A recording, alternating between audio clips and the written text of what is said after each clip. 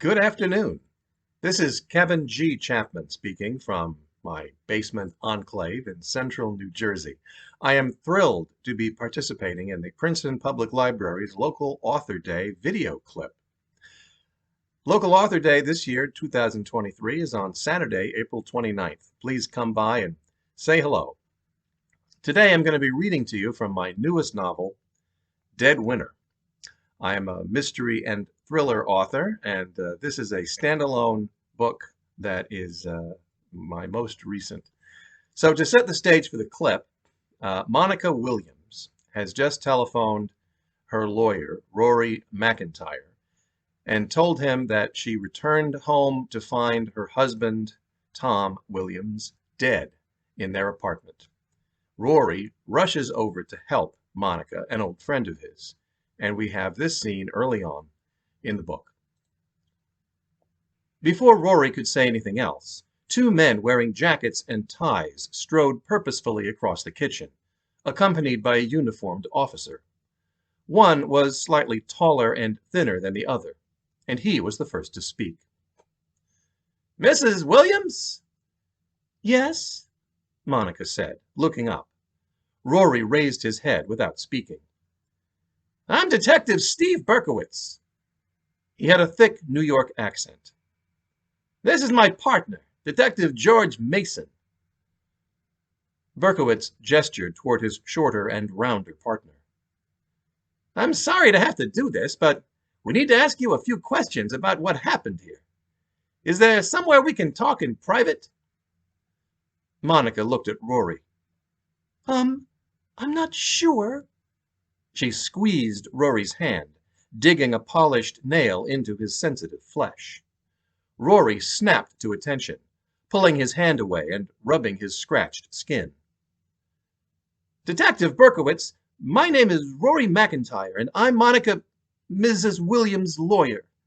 I should be present for any questioning." Berkowitz looked at Mason and shrugged. "Fine. Do you mind if we do it here?" When both Monica and Rory nodded, Berkowitz continued. "I understand you're the person who found the deceased. Is that right?" "Uh-huh," Monica monotoned, not looking at the detective. "Can you tell me in as much detail as you can, what did you see when you came home?" Again, Monica looked at Rory, who didn't speak, but nodded encouragingly. "I came in and it smelled strange. I called to Tom, and when he didn't answer, I went into the living room and—" Monica dissolved into tears.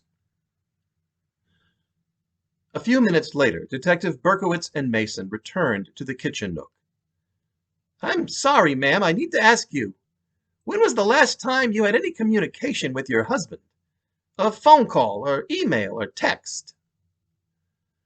Monica looked up, blinking rapidly to hold back more tears. Well, I'm not sure. I think we exchanged a text this afternoon, when I was at work." "Do you mind showing us?" Berkowitz asked gently. Monica walked to the foyer table to retrieve her phone. She navigated to her text messages while she walked back into the kitchen. As she approached the two detectives, she stopped short. "Oh, my!" "What is it?" Rory called out. Monica stared at her phone in wonder. "There's a text here from Tom, from 4 hours ago. I never saw it." "What does it say?" Monica made eye contact with Rory, who nodded. A text from Tom was something Monica should not withhold from the cops. They could probably get it with a subpoena to the phone company anyway. She scanned the text, then her arm dropped. The phone slid from her grasp and clattered onto the marble tile floor.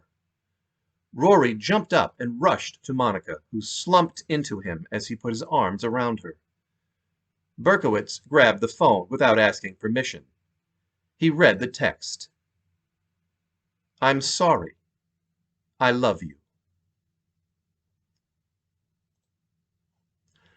I hope that little clip piques your interest in wanting to continue to read Dead winter. I hope to see you at local Authors Day at the Princeton Public Library. This has been Kevin G. Chapman. Keep reading, folks.